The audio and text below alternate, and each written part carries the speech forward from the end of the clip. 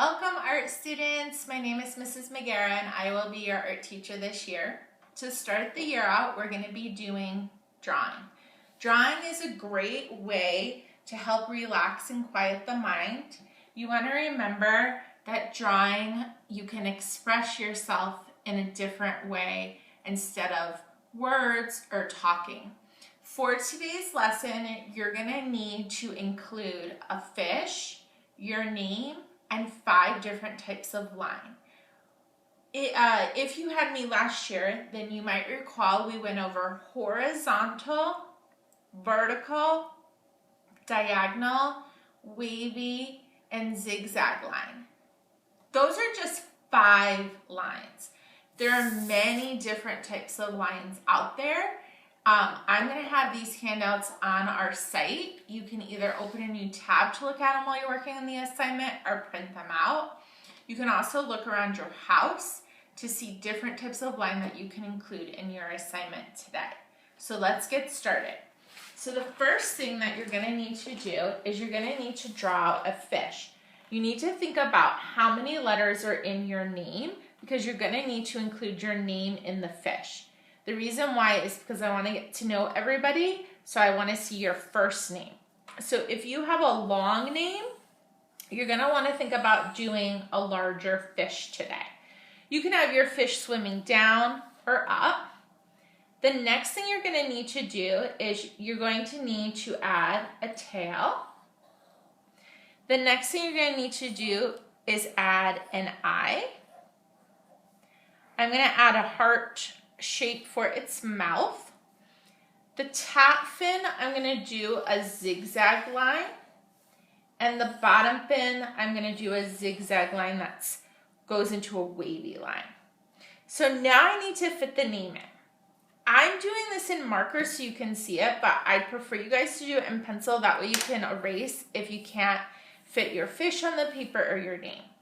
So you're going to need to put your name in block or bubble letter. If you recall from last year, block or bubble letter means that you're enclosing the letter.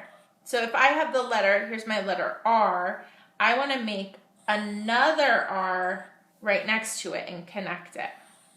You can have the letters overlap each other, or you can have them spaced out like Pablo did in his.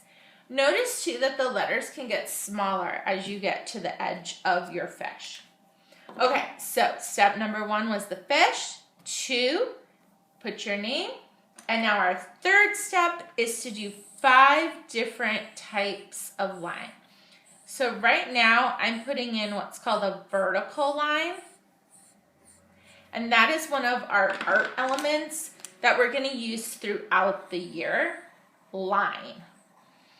So I need 5 different ones. I can put them anywhere in the picture. So right now I'm just concentrating on my letters. If you only have 3 letters in your name, don't worry about that because you can put them like Pablo did around the letters, or you could even put them in the background of your picture today.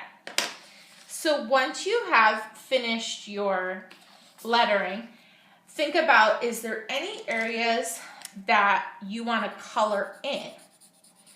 So this becomes a thick line. So it will change the type of line I did, but it does add an interesting element to it. Remember, art should be fun, it should be relaxing, and you should just go with the flow as you're filling in the lines. The last thing I'm going to need to do is design my background. So I'm just adding some squiggly lines for some water, and then maybe some seaweed for below my fish here. So if we look at Pablo, he even put like a little crab in the corner. Josh did different types of eyes and some bubbles. I'm going to have this worksheet on the website too. Ignore the lines until you get your name in there, and then you could add some that I got from this book on this handout. And last but not least, don't forget to date and sign your work. And I will see you next time for our next lesson.